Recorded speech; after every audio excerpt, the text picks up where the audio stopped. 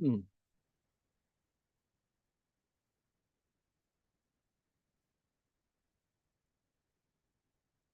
Good morning. With the help of Hashem, we are learning Yerushalmi Maisres, Perek Aleph, Halacha Dalid, and Halacha Hey. We're learning today Daf Yud, and we left off on Daf Yud Mamish all the way on top of the Amid. On Daf Tes Amid base, the Gemara quoted the Machlokes between two Amayroim, between Rabbi Yosi Berabun and Rabbi Yoina, in the sugya of Eish in Hilchos Maisres, as we learned that even though only when there is Re'iyas Penei Habayis. These are our new words that we'll use today. Do we have the ultimate Gemar Melacha for items that one is taking home? Midoy Raisa, but Midarabanan, we have a total of 6 different things that if they happen, that is Koiva'as Lemaiser, at least on a rabbinic level. And one of the 6 is Eish. In other words, if you have a product that didn't reach the ultimate level of Tevel, which means that you will be allowed, even midrabanan, to snack from it, to have achilas aray. If that was put on the fire, that made it chashuv, and now you can't even have achilas aray until when you separate the trumas from maasros. And on that, we had an halacha dala the Mishnah asking regarding oil, a certain type of oil that wasn't yet nigmar malachtoy. That oil was put. The 2 examples were on a wafer, or it was put on a tamchoy. It was put on some sort of platter that was a clay rishain that was removed off the fire. The issue is the wafer is hot, the tamchoy is hot. So we had in the Mishnah machlokes tanoim, and now again, just going quickly to the machlokes amayroyim, Rabbi Yosi Barabun is of the opinion that really there is no difference between clay rish and clay sheni. Benegea de hilchos eish for Meiser. What is important? These are the words of Rabbi Yosi Barabun, whether Yatre Letes or Ein Yatre Letes. The word Yatre Letes literally means the hand rules. The hand rules means that the food in the keli, or the liquids in the keli, are not so hot. When you touch it with your hand, you don't instinctively recoil. You are able to rule. You are able to be shoylet, leaving the hand there. In other words, it's not that hot. If it's Yatre Letes, according to Rabbi Yosi Barabun, both in a Klei Rishain and in a Klei Sheni, it won't have the din of Eish. Only when Ein Hayatre Letes, then it's considered Eish.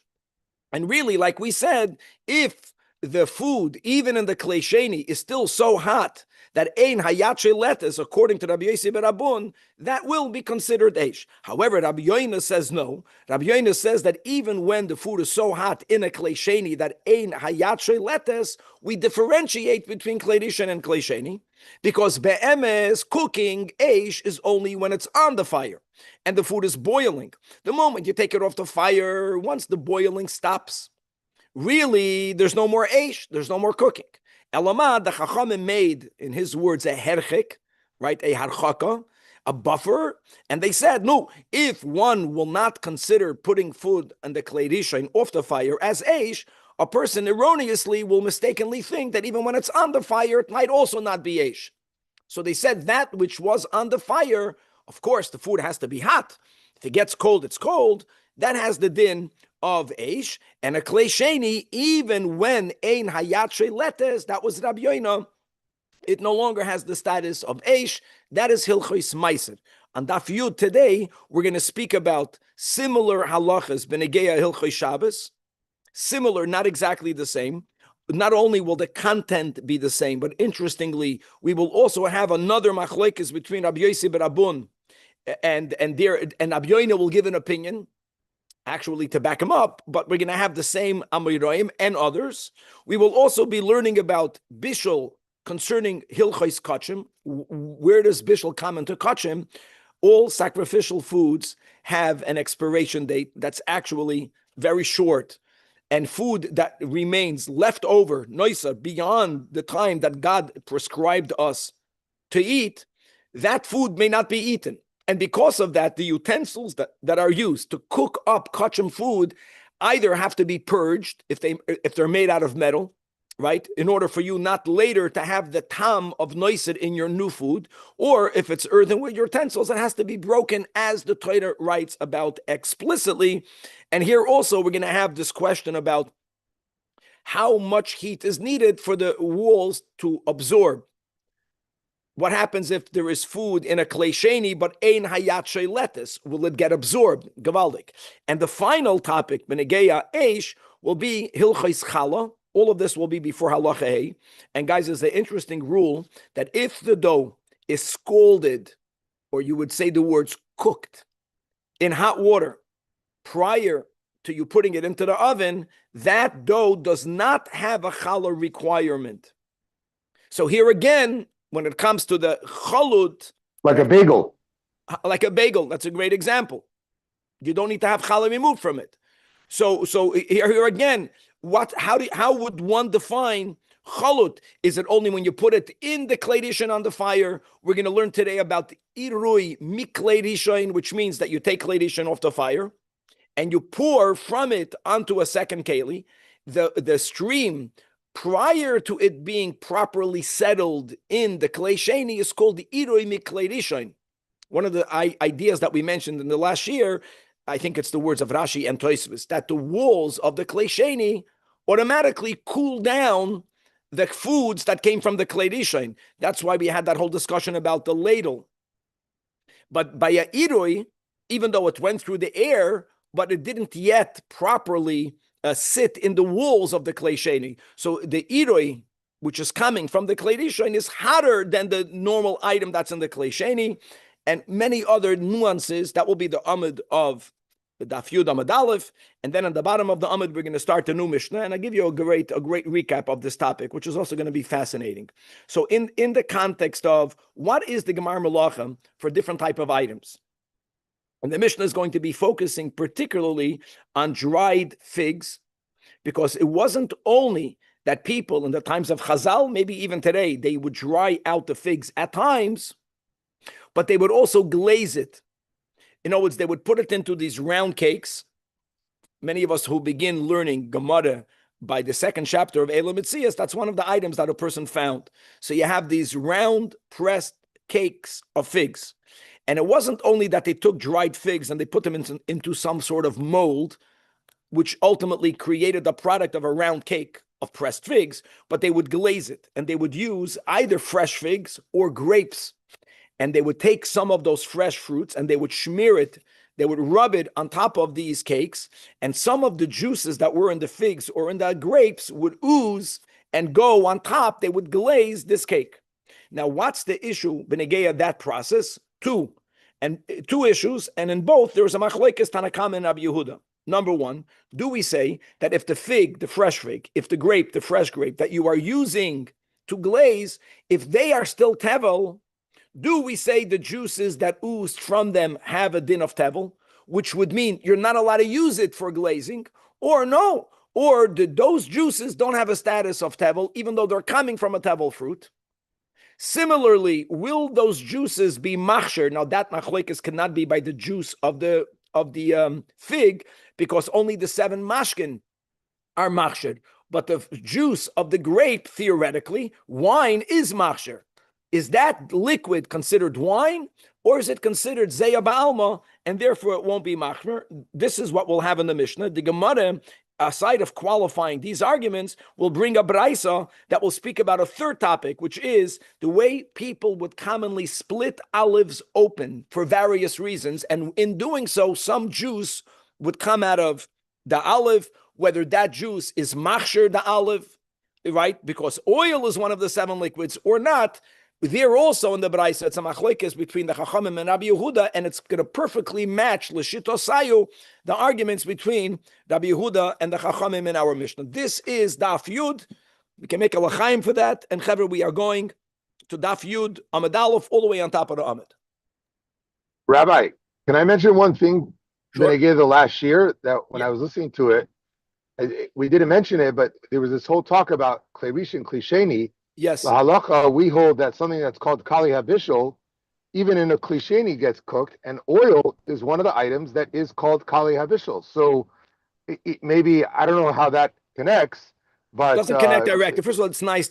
I'm happy you're speaking about it. The most similar that we have in our Mishnah is even the Tana Rabbi Yehuda that holds that only something on the fire cooks is maida that certain other items. What he mentions is vinegar and sir. In the Gemara today, we're going to have two other items. Rabbi Yehuda, then it's similar but not the same. That in a kledishon, but off the fire, they make the cooking happen more readily. Mikale habishol, same idea, but on a kledishon. Okay, chavra like this.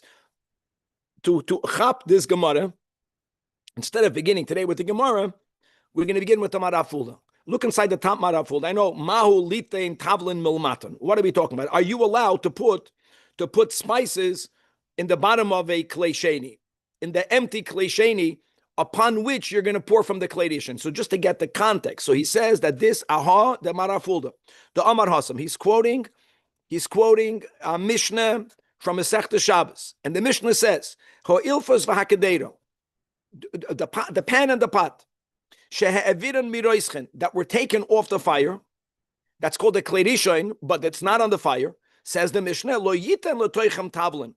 You're not allowed to put spices in it, even according to the Tanoim that hold that cooking only happens when the food on the fire is on the fire mamish. But here again, spices lend themselves to be more readily cooked, or the effect of heat that it does on spices, that it helps spread its spicy flavor, happens even when it's not boiling, and therefore you may not put it in the pot even when it's not on the fire. That is what the Mishnah says. On that Mishnah, the Chachamim asked, okay, I'm not doing that, but what happens if I'm going to be pouring? I have soup in my pot. The soup needs spices, but the Mishnah says I'm not allowed to put the spices in the pot, even though it's off the fire.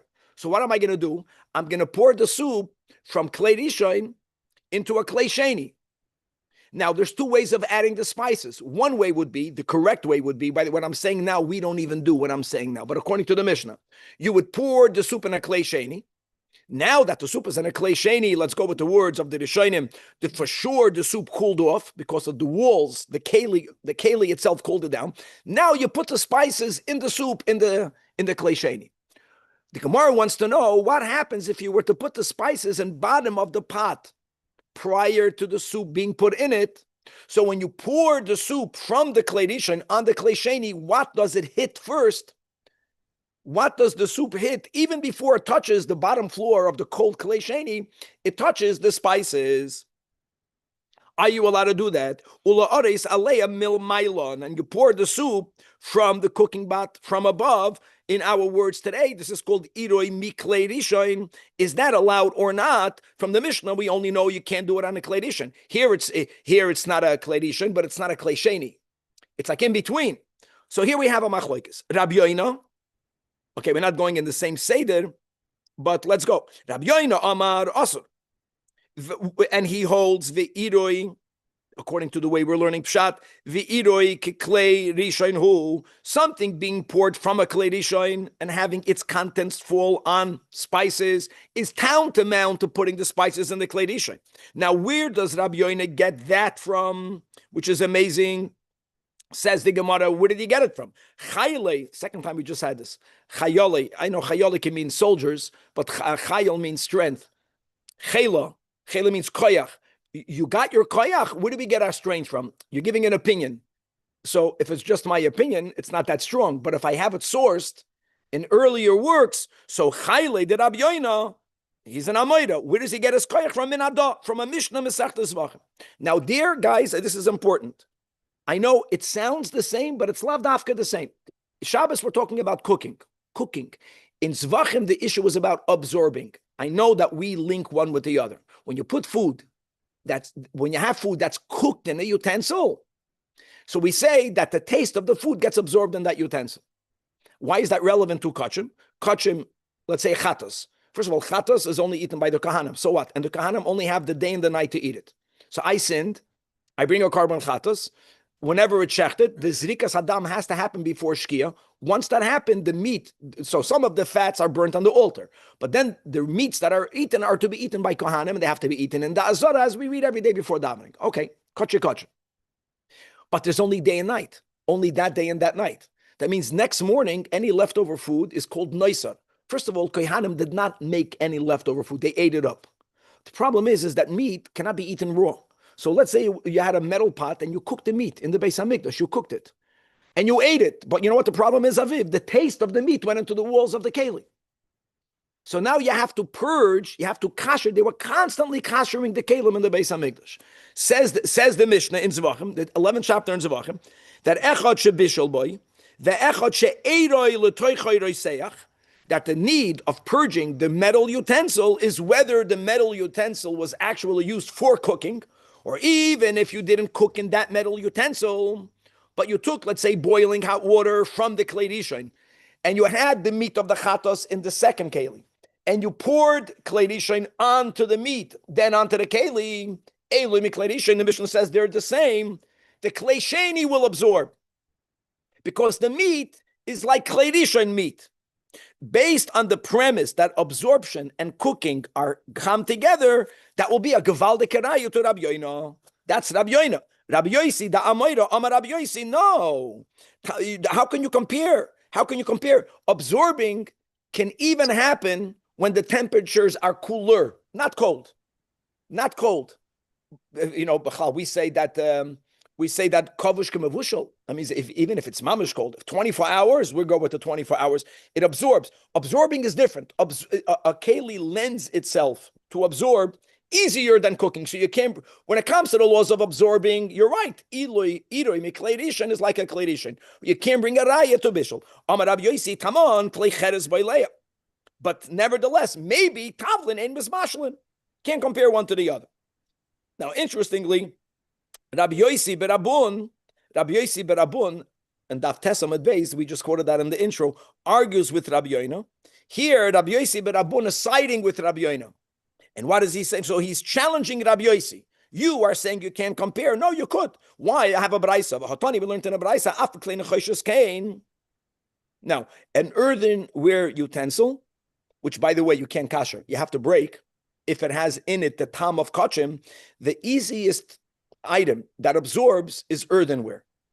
Copper does not absorb nothing nearly as easy as an earthenware utensil that's very porous. That's one of the reasons why you can't kasher it, because even though you're applying the same heat, some of the tam goes out, some of the tam remains in it. Fact that the Braisa says that the same rule is after kleine choishes is loch meimar kleine choishes boileya. Kleine choishes is not does not absorb as klei cheres. No, it does not. And yet, the Braisa adds to the Mishnah in Zvachim that irui on a klei choishes will also make you have to purge the klei nechoshes. So therefore, he agrees with Rabbi Yoina. Purging and cooking do go together. Okay, done. Now, next topic. Maula aris imakiluach. Okay, if you put spices in the stream, now that means like this, guys. According to the shita that holds, which is Rabbi Yosi, not Rabbi Yoina, Rabbi Yosi, that irui. No, Iroi is not cooking. You know why? Maybe Iroi is not cooking because you're putting it on the pot. The spices are on the cold pot. So when the waters hit the spices are not a mountain. It touches the spices, it touches the pot. But what happens if you put the spices in the beginning of the stream? The closer to the klei rishon, the hotter it is. Also, the air cools it down. Will that be allowed? Even the ones who hold, let's go back to Hilchas Shabbos, that you are allowed to put spices in the klei sheni and do an iru miklei rishon, but maula haros im hakiluach. It says the Gemara, Amar Rab Chanina b'rei Rab Hillel. No, same machloikas. We don't differentiate. That is the machloikas between Rabbi Yoina and Rabbi Yosi. Gavaldik. In other words, Rabbi Yosi, who is lenient, you know what he holds? Rabbi Yosi holds cooking only happens in the klei rishon. And let me go back to what we just quoted from Rabbi Yoina in the last year. Really, cooking only happens on the fire. Really, cooking is only when it's boiling. That means be'emes, even in the klei rishon, there's no cooking if it's off the fire. Elamai harchaka. But the moment you removed it from the klei rishon, when it's going through the air, even though it's right near the pot, makes sense, there is no issue. Now, next topic, says the Gemara, Rabbi Yitzchak bar Gufta. I love it. Now we're learning new Amiroim. Boy, Komei Rav Mana. He wanted to know, he's going back to Iroi. Now he's going to the Shita of Rabbi Yoina. Now he's going to the opinion of Rabbi Yossi Barabun. They say that on Shabbos you're not allowed to do Kilim and Klei Rishon. Question is, if you did it, did you violate a biblical violation or did you only violate a rabbinic violation? Are you chayiv chatas? Are you not chayiv chatas? Or similarly, when it comes to the prohibition of cooking meat and milk, meat from a kosher species, whether it was slaughtered or not, and milk from a kosher species, whichever one, if you cook them together, forget about eating. The cooking is usher. What do you get for cooking meat and milk, Aviv? Malchus. You don't get, there's no chi of skila, but God says don't do it. It's a lav sheyesh by ma'isa that you cannot undo, cannot pay back. Chai Malchus. If you did iroi miklei rishon, that means you poured boiling hot milk on meat. Chai Malchus, or even according to the opinions that we said, it's usher, it's only midarabanan. That was his question. Usher came to Shabbos, chayiv mishum mevashel chayiv means I chayiv chatas, and or same question. Usher came to basa b'cholav chayiv mishum mevashel. What is it? Doiraisa or derabanan? So Rav Mana answered Amalei that kai the Amar Rab Ze'edim. Just like now we're going to challah, to the final topic. Amazing, huh? All these topics. Ezu chalot barur. What's called absolute scolding for what, Aviv? Now, when you take dough, first you scald it, which is one of the ways you would say you boil it. I'm saying scalding because I don't even think that they would put it always in a pot of hot water. Sometimes they would pour. Same thing, irui. I think that's the word scalding now. I don't know how they make bagels. You have to watch how they make bagels. But for sure, if you take dough and first you cook it, even though then you bake it, you don't have to take challah off it. Period. So he asked, what is that? What is chalut? Kol sheha'ur mahalech tachtov. Dough is boiled, listen to this, only when it's in water that's over the fire. Amazing. What does that mean? That even in the klei rishon, once you take it off the fire, you can't say that the dough was really cooked. And if you can't say the dough was really cooked, you can't exempt it from challah. If that's, in other words, so what do we see from over there? That real biblical cooking is only on the fire. So coming back, even those who are machmer by irui miklei rishon, it's only midrabanan. V'cha ezu tafshel barur kol sheha'ur mahalach tachtov. In other words, you're not chayv chatas and you're not chayv malkes, and that's the way we say it. In other words, that's the conclusion of it all. It's a harchaka, it's a rabbinic, but the Yerushalmi here is concluding that cooking for all of the dinim, the emes biblically is only on the fire. Even kali habishal, spices and oil and all these things. Even kali habishal, beautiful, clearly, because that's the topic about Hilchas Shabbos. Yeah. Now, does it mean that Bavli has the same maskana? No. Generally, do we paskin like the Bavli? Yes, but not always. Okay, but at least we begin to learn the origins of all of these relevant topics. Okay, the final thing, Rabbi Yehuda was the most lenient one. Rabbi Yehuda said that if, clear, there's no rabbinic, if the pot is not on the fire, and you put the oil in it, he says, then the oil is not called Gemar Malachet. It's no Eish, only on the fire. With the only exceptions, Rabbi Yehuda Omer, chutz midavar sheyesh bei chometz v'tzir. Chometz v'tzir in the klei rishon, even off the fire, the fact that it's klei rishon, the fact that there is the sharpness of either the vinegar or of the brine, that will have whatever you are putting in there get cooked more readily. And the Gemara wants to say it's not only chometz and sir. Says the Gemara al daite de Rabbi Yehuda. According to this opinion, anything that's salted, now I don't know to what degree, will be like tzir, And even wine is like chaimitz. In other words, there's a sharpness to wine. Now, why did the Mishnah say, why did he say chaimitz v'tzir?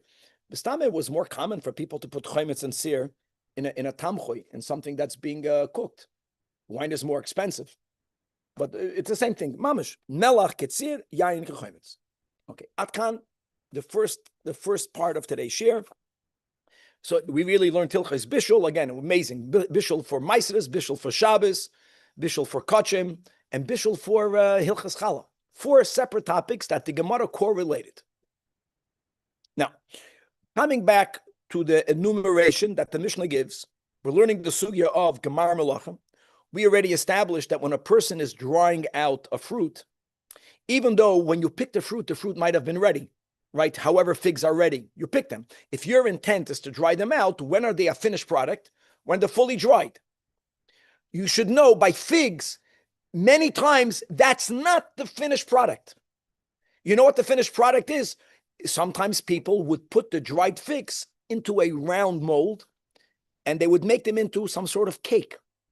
And even when they put it into the mold, it was not a finished product, because to make that more beautiful, they would glaze it. How would they glaze it? They would take a fig that's not dried or a grape. They would rub it on this cake. By rubbing it, some of the juices of the fig or of the grape would ooze out, and that liquid would make it shiny. Concerning that, the Mishnah says like this. Ha'igol. First of all, when do we have the Gemar Melacha by the eagle? Right, in Chassidus, Kav and the eagle. Soiviv. By the way, I was just today's Tu B'Shvat, Ashgacha Pratis. So there's different models. I just read last night, Punkt that Arizal says, I didn't learn it to memorize it. I might be wrong. The Shiva Saminim are connected to the 7, doesn't undo, I take it back. I don't know how to conclude it. I'm just thinking about the grape. Each one is connected to another midah, and I came to something last night that's escaping me. Because coming back to a round cake of pressed figs. So first of all, what is this Gemar Gemalacha? Not even from when you put it into the mold. No, only mishayachli kenu. Mishayachli kenu means when you glaze it. Only then, in other words, it's like packaging. Only when it's packaged is it considered a final product. Now the question is, 2 arguments between Rabbi Yehuda and the Chachamim. Number 1, if the manufacturer, for right or wrong, the fig, the fresh fig, or the fresh grape that he or she is using, if that is tevel, Gemar Malacha tevel, you can't even snack from it. Will we say that may not be used because the juices oozing from it for the glazing is like it? Or maybe those juices are not chashuv, and even though the item is tevel, it's not a problem to use those juices. Machlekes number 1. Says the Tanakama, leniently, machlikim b'te'enim uba'anovim even shal tevel. You are allowed to use a fig or a grape that was already nigmar malachta shehukvu ula maisres, which may not be snacked from. You are allowed to use it. Even though really juice of tevel produce is tevel. It is tevel. But that's only true when the juice is considered edible or fit for consumption. These juices, don't forget, they never separated themselves on their own, even for a moment. They went straight from the fig. They went straight into the cake. In other words, it was never a metzias bifnei. You know where we have this concept? You know what happens if you were to squeeze a lemon directly onto your fishy fish? Are you allowed to do that on Shabbos? And theoretically, yes. Why yes? Directly, because you're not separating liquid from food. You're not putting it into a tea. You're not putting it into a cup. It's going from food into food. It never is standing by itself for it to be chashuv by itself, for it to be ruled by itself. Similar, maybe over here, Tanakama, it's a big chiddush. No, we're going to go with the logic that since this juice never exists as an independent entity, so therefore it's not chashuv. And therefore, it doesn't matter if it's coming from Tevel. And Rabbi Yehuda says, absolutely not. What are you talking about? You're rubbing the fig or the grape on the cake because you want it to get a nice shine. So you are considering its juices significant. It's your final packaging. I think you're just rubbing it. Or is it? You're, When you think of the word oozing, you think of something that happens on its own. I think rubbing. It's like you're not allowed to do schita on Shabbos. So there's a spill, and I want to describe to me what you do with the towel. I always found that funny. Like if you have Squeeze it, you don't squeeze it. You're not allowed to squeeze it. Okay, don't squeeze it. But then there's still some moisture left on the table. if you have a bowl of fruit salad, so there's that liquid that comes out that gathers, right? That would be Oozing. So Danny, every time you take a fruit, if it's fresh, and you start to move it around, you start to rub it without pressing it without pressing it, some juices will ooze out. Because you don't want to ruin the grape. You don't want to ruin the fig. You want the grape to be edible later. You just want to get some of that. Many times when you pick a very fresh fruit, by the time it comes to your mouth, some juices oozed out. That's called oozing. Yeah, you put some pressure, but it was the normal pressure. It wasn't pressure too. And that's machlekes number one. And mamish similar. Everything goes l'shito sayo daf yudam and beis. Let's get moving. Obviously, the second machlekes cannot be about the fig, because now we're going to the laws of machshirin, right? Yat, shach, adam. There are only 7 liquids, but there are 7 liquids that if they were put on produce with the contentment, with the approval of its owner, that approval, contentment is foundational. If they're happy that it happened, however that's defined, then that food now is susceptible to becoming tummy. So now we want to know whether the juice that oozed out of the grape, whether that has the status of wine to be machshir the cake, or let's go with the logic of the Tanakama. Why does the Tanakama allow me to use a grape of Tevel? Because he's saying that the juice that goes out of the grape or the fig, it's not sinisht. It's not chashuv. It's not even wine. Maybe it's only called juice that's oozed. May Pedis is not machshir. So the same machlekes taka says the Mishnah, hamachlik ba'anavim. If one is glazing this cake of figs using grapes, we're not asking with the figs, because no matter how we were to find the juice of the fig is not one of the 7 that are machshir. So the Tanakama lishitosoi, or stachachamim lishitosayu, they hold lo yehuchshar. Lo yehuchshar. It's not mashke. Let's go the same thing, because it's absorbed from food into food. It's never liquid. However, Rabbi Yehuda, who says that you're not allowed to use a grape that's tevel, the Rabbi Yehuda who gives chashivus to the juice that oozes out. In the case of tevel, l'chumra will say over here, so the juice that oozes out of the grape is considered juice from a grape juice, which is machshir. Rabbi Yehuda Omer Huchshar. In other words, it's the same underlying debate. There'll be some nuance that the Gemara will add that we're not saying yet. Now, let's go back to another way that people were to process figs, a maisamit figs. So like this. Other times, you would take these dried figs, you would not make them into cakes, which would have to be glazed, but you would package them in, you would pack them into a barrel. And there, they were ready without glazing. So from when is it considered a gemar melacha? That's called the groigeris. Now you know the different words, what they mean. Groigeris means dried figs that are not in the eagle. Eagle was these cakes. Here it's simpler. So ugroigeris, what's its gemar melacha? Misha yadush.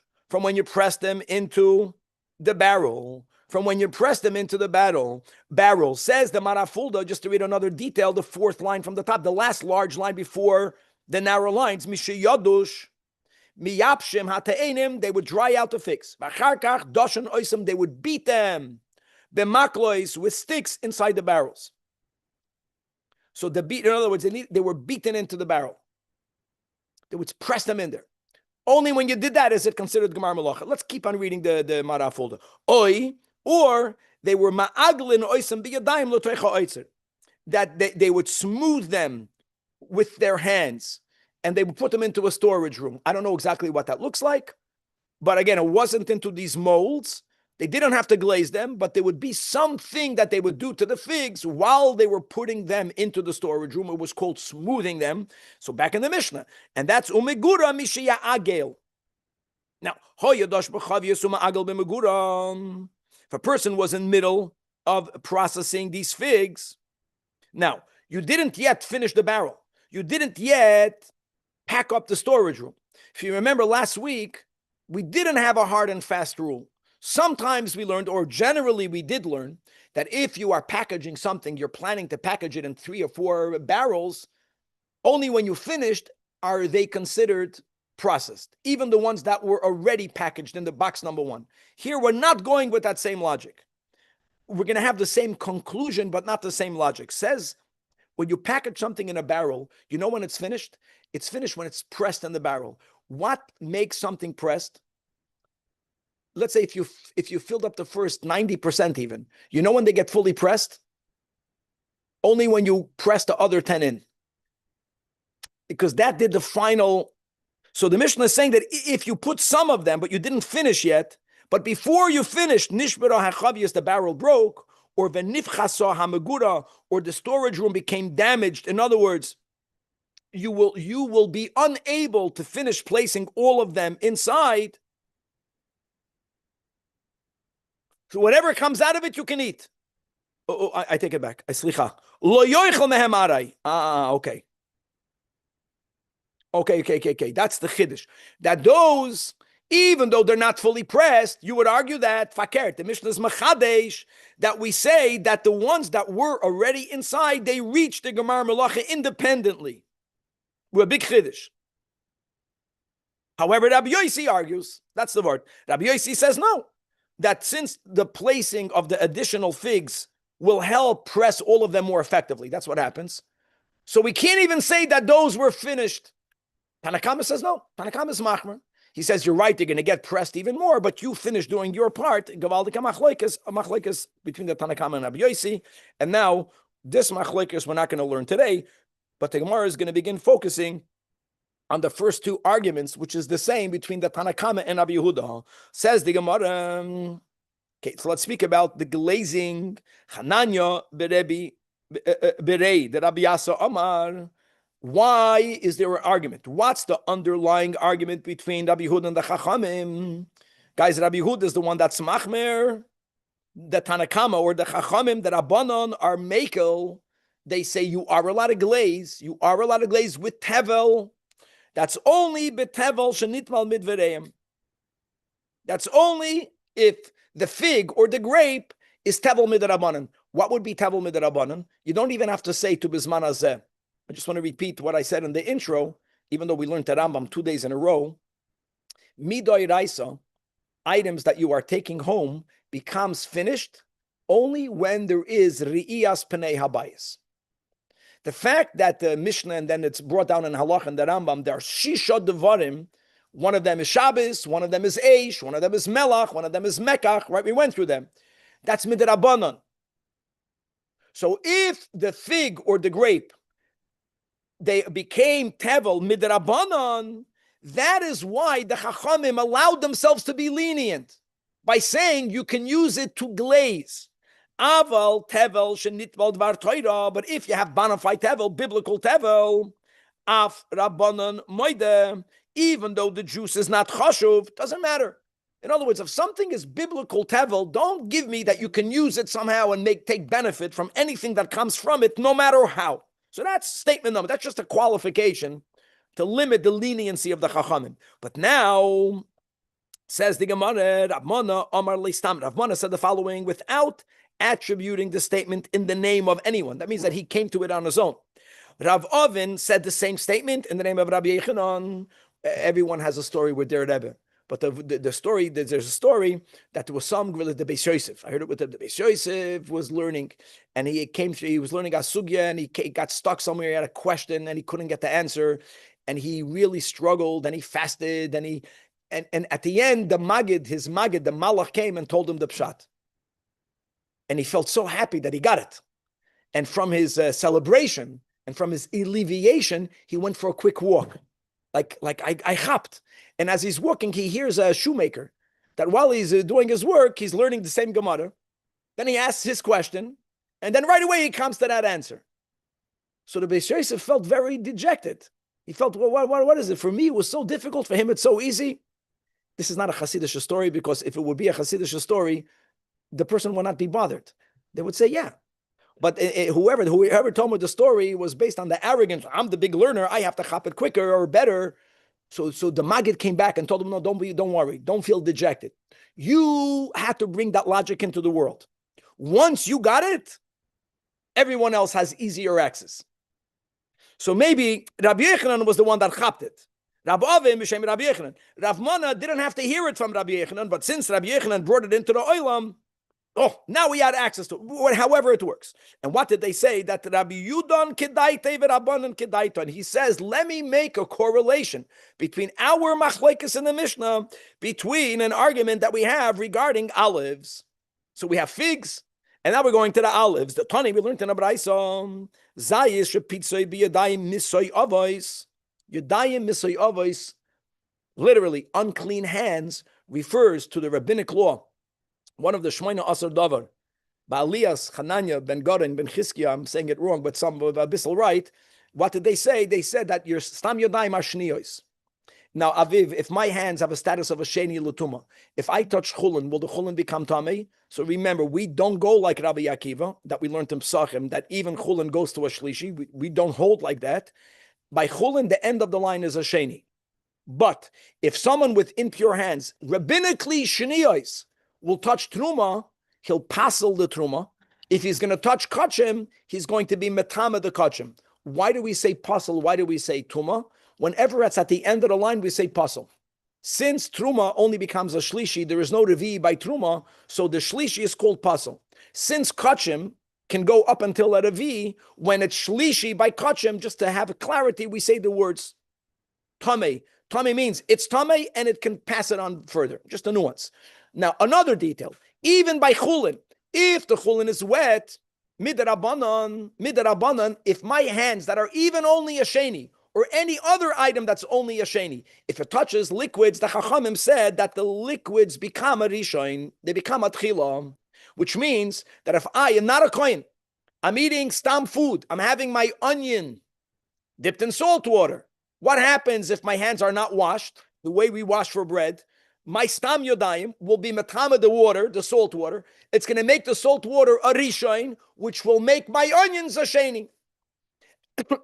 And even though there's no essential intrinsic prohibition of having chulin betuma, but it was common for chavedim to eat their chulin minimally betara, even if it wasn't betaras truma, betaras kachim. So that's the question. If now a person, there were various reasons for which someone, the farmers, it's the literal of pitzui.